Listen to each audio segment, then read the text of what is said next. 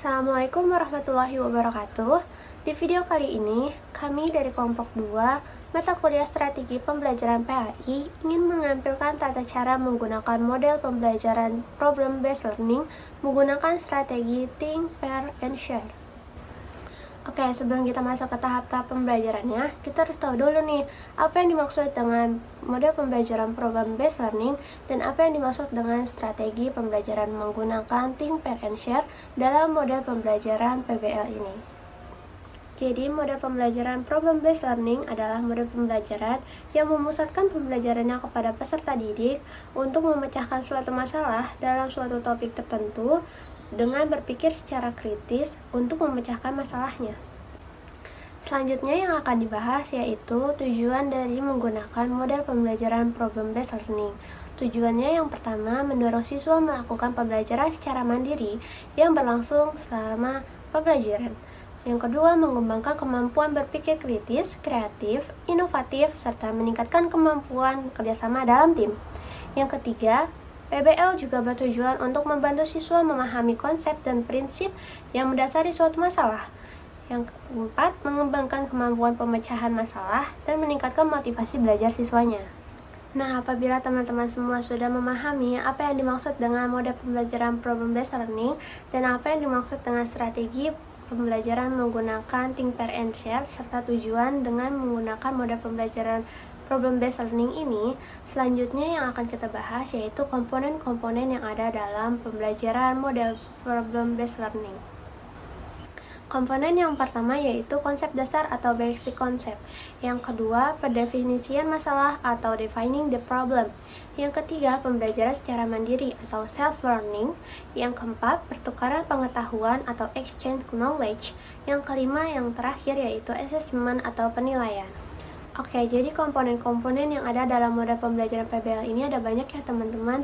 Ada 5 komponen yang terkandung dalam model pembelajaran PBL ini. Nah teman-teman semua, sekarang kita masuk ke materi inti, yaitu langkah-langkah model pembelajaran problem based learning. Yang pertama, konsep dasar atau basic concept. Pendidik memberikan konsep dasar, petunjuk, referensi, atau link dan skill yang diperlukan dalam pembelajaran. Assalamualaikum warahmatullahi wabarakatuh. Waalaikumsalam warahmatullahi wabarakatuh. Baik anak-anak semuanya, apa kabar nih? Alhamdulillah, luar biasa, Allahu Akbar. Insyaallah, alhamdulillah. Semoga yang belum diberi kesehatan cepat diberikan kesehatan. Amin. Baik, sebelum kita memulai pelajaran kita pada hari ini, saya ingin mengecek kehadiran kalian yang untuk mengetahui siapa yang tidak masuk dan siapa yang masuk. Baik, absen pertama Mutiara Zahra. Baik, absen kedua Kala Derangga. Absen ketiga Zahra Maliha. Selanjutnya Sinta Veronisa, apakah hadir? Sakit Pak. Oh, sakit. Oke. Selanjutnya Nur Ainun. Ayo Pak. Baik. Alhamdulillah ya, nggak ada yang alfa hari ini, semuanya beri kabar.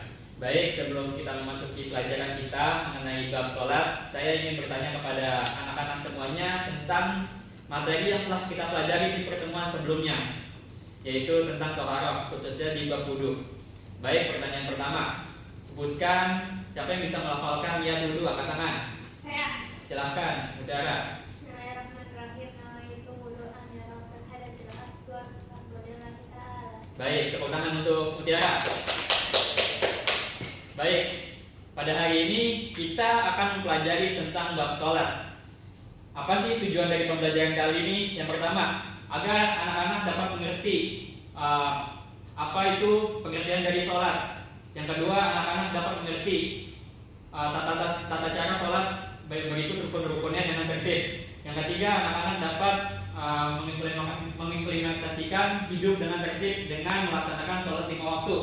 Selanjutnya, teman-teman dapat menguraikan tentang sholat menurut surat Al-Kautsar. Selanjutnya, teman-teman dapat memahami makna dari setiap bacaan sholat dan setiap rukun sholat. Baik teman-teman, apakah bisa dipahami? Siapa? Oke. Nah, dalam komponen yang kedua yaitu pendefinisian masalah atau defining problem. Dalam langkah ini, pendidik menyampaikan skenario atau permasalahan dan peserta didiknya melakukan berbagai kegiatan brainstorming.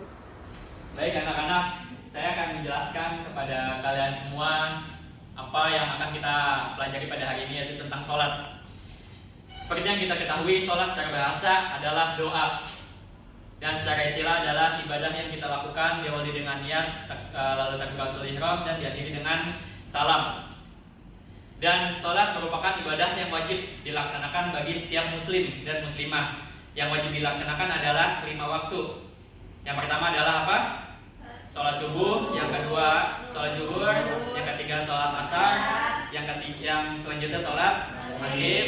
Yang kelima sholat isya. Baik, itu adalah sholat wajib yang disyariatkan kepada kita sebagai seorang muslim.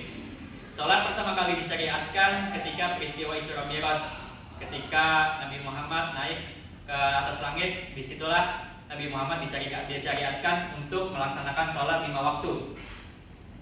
Dan pada kesempatan kali ini saya akan memberikan masalah kepada anak-anak semuanya. Yang pertama adalah bagaimana jika kita melaksanakan sholat dalam keadaan di perjalanan. Yang kedua, bagaimanakah orang yang sedang sakit, apakah wajib melaksanakan sholat.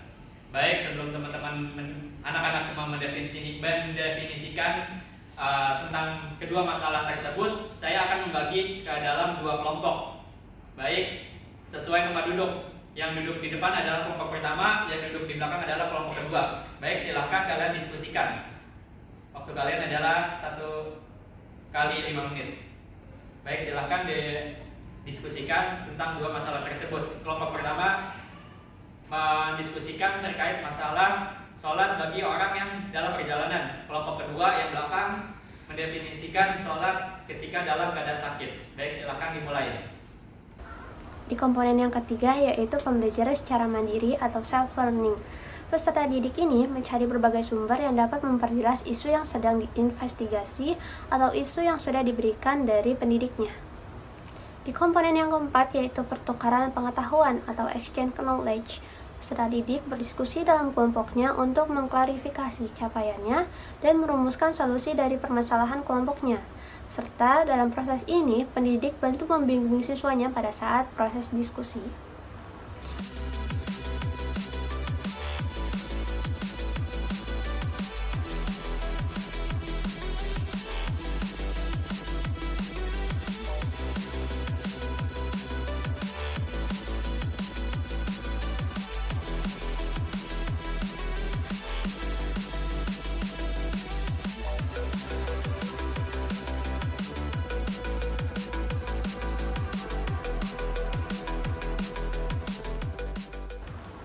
Komponen yang kelima yaitu komponen yang terakhir ada penilaian atau asesmen.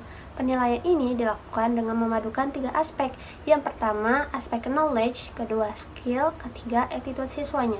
Pendidik ini akan memberikan feedback atas presentasi siswanya dan memberikan kesimpulan atau tambahan dari hasil diskusi siswa. Baik anak-anak, waktu diskusi telah selesai.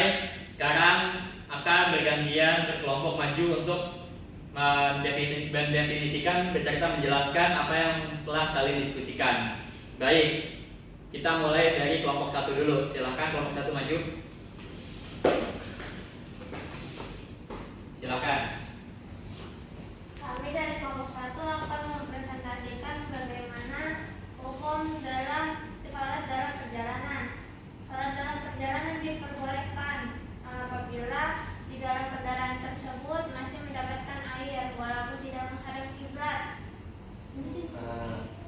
Dan kalau udah melewati 80 km bisa untuk dijamak sholatnya. Baik, kita beri tepuk tangan kepada kelompok 1. Baik, selesai bagus, silakan duduk. Selanjutnya silakan kelompok 2 untuk menjelaskan di depan. Silakan maju.